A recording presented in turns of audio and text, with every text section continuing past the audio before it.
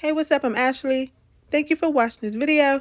And today, we're going to be talking about Cruel Summer, Season 2, Episode 5, and let's get started. The events that are about to unfold take place on or around July 25th, 1999, December 25th, 1999, and July 25th, 2000. And we're going to start things off in the summer of 1999, where we see Isabella is writing a letter to her best friend Lisa, telling her how much she loves it there with Megan and her family, and how great of a guy she thinks Luke is. She ends the letter by telling her she's going to Christmas in July, and if she was there with her, they would be laughing about going to something like that. Later on, we see Isabella at Megan's job, where it looks like to her that Ned is flirting with Megan. Now, Ned is that guy who lives in the woods in the cabin next to Luke's family cabin, the one that we saw in like episode 1 or 2 outside with that gun. But Megan is telling Isabella, no, he wasn't flirting with me, he just needs someone to talk to. After Megan's shift is over, we see Megan and Isabella in the car together, and Isabella is asking Megan how are things going between her and Jeff.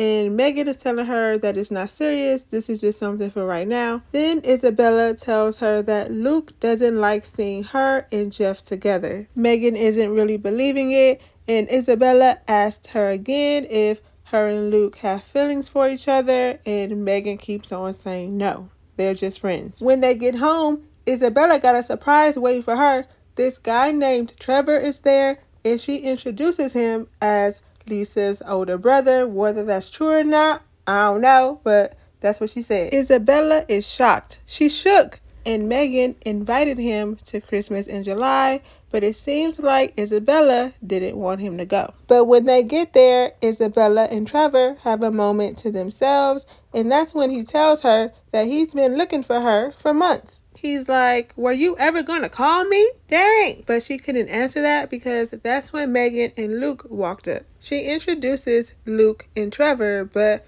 they were not feeling each other, and they had this vibe like, Isabella's mine, so who are you? And when Luke and Isabella kissed in front of Trevor, Trevor looked like he was about to lose it. Look at that little stupid looking hat on her head. Take it off, girl. So when they sit down and eat, they're eating corn dogs, and Trevor looks at Isabella and says, I thought you were a vegetarian. But Megan and Luke defend Isabella, saying that she's out here having new experiences. Leave her alone. But Trevor keeps throwing these low-key jabs at her. He's like, her mind changes with the wind. And he's shocked to find out that they don't know why she got kicked out of school in Europe, which was for public intoxication. But everyone thought that was cool. They didn't even care. Isabella just be out here living all these multiple lives. So anyway, Isabella and Trevor end up alone again, and they kiss. And it just so happened, Megan walks outside at just the right time and sees it go down. She just went in for the kiss after he just told her that the police still has questions when she just up and left town. Didn't tell nobody. She didn't want to hear none of that. That's why she kissed him and told him, I love you. But after Megan sees this, she storms on down there to Isabella and want to know what's going on. But Isabella, of course, lied to her and told her, don't worry about anything. It's done. We ended it. It was kind of like closure.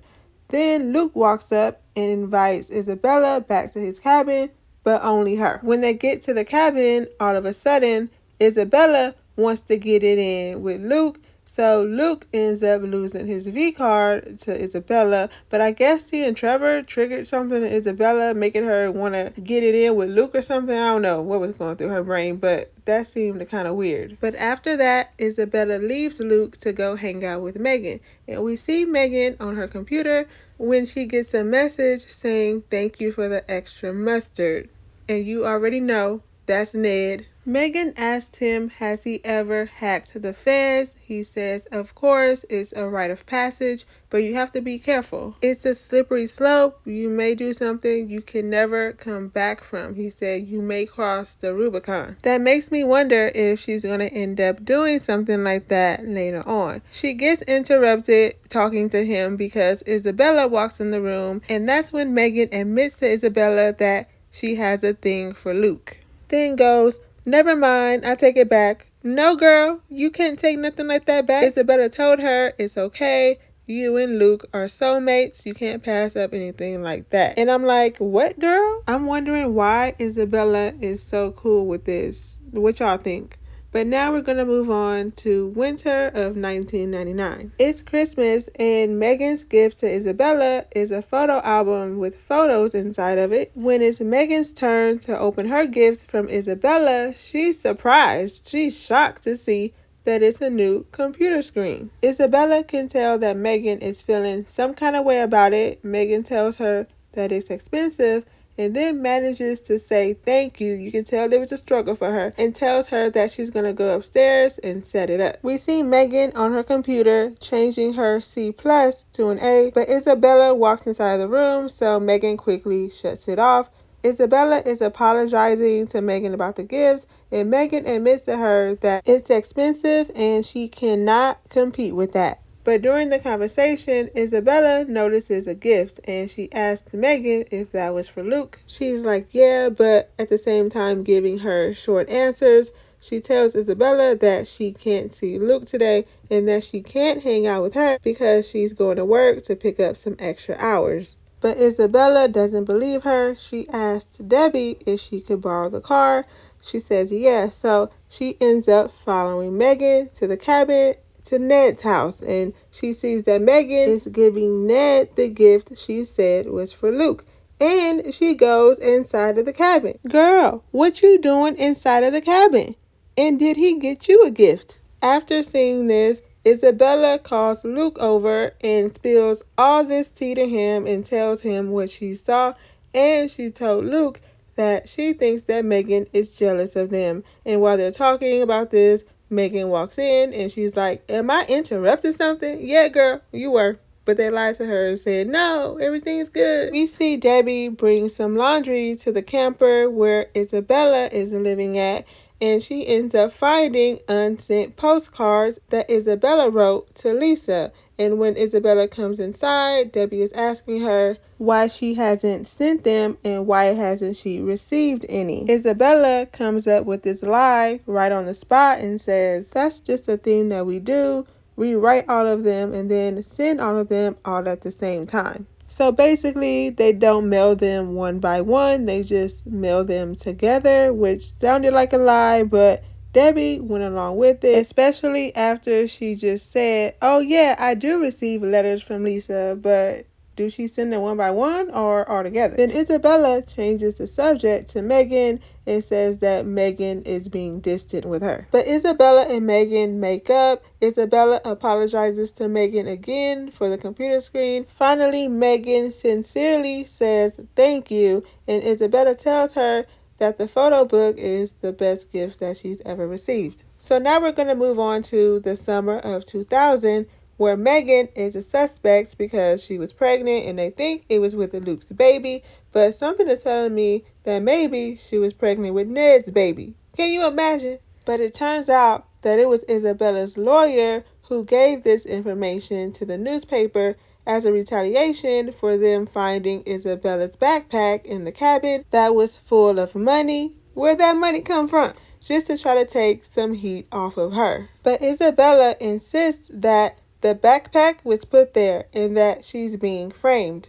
Her lawyer says, all the more reason for me to stay one step ahead of them. We both know you have a lot to hide. Hurry up and tell us what she's hiding. There's too much mystery going on. It's too much mystery from everybody. Isabella apologizes to Megan about the article, and Megan wants to know how she even knew anyway. And Isabella tells her she found the pregnancy test in the bathroom. Megan says, I didn't know ride or die meant digging through my trash, but Isabella tells her it was her lawyer who told, but Megan isn't believing it. She's calling BS. But Isabella tells her, you can blame me all you want, but remember, we're in this together. Megan tells her mom to ask Isabella to leave the house. She don't want her there no more. Debbie is realizing that it was Isabella who leaked the pregnancy to the newspaper. So she asked Megan about it. She asked her how did she resolve the pregnancy. But Megan doesn't want to tell her. But I'm surprised that Debbie didn't push her and make her answer her. She just let it go. So Debbie does end up asking Isabella to live somewhere else after she tells her that this is your home, but you got to get out of here. So after she tells her this, Isabella tells her that there's something under her bed that Megan wanted to get rid of and that she should ask her why she wanted to get rid of it. Then we see Isabella furious, packing up her things, but Isabella's lawyer tells her that the sheriff has been snooping around and that sooner or later he's going to find out what happened in St. Bart's. But she tells her that she feels like she's kept it a secret for a year now, but feels like sooner or later someone will figure it out. And Megan and Debbie are about to figure it out because we quickly found out what happened in St. Bart's. Then we see that Megan gets a letter from Trevor from London. He said, "When I found out Luke drowned, I had to contact you. When I visited, I realized you didn't know the full story." And then so she opens it and she sees that Lisa drowned in St. Bart's, because that's what we see when Megan opens the letter, and that's what Isabella's lawyer was talking about her keeping what happened in St. Bart's a secret and her keeping it under wraps. And I already knew, that Lisa was dead. I felt it since the beginning. I've been saying it. So I guess Trevor is trying to say that Isabella may have drowned Lisa and that she had something to do with it. I don't know, but y'all let me know what y'all think. And let me know your thoughts on this episode in the comments so we can talk about it. And if you haven't already and want to see more videos like this, don't forget to like, comment, and subscribe. Thank you for watching this video, and I'll see you in my next one.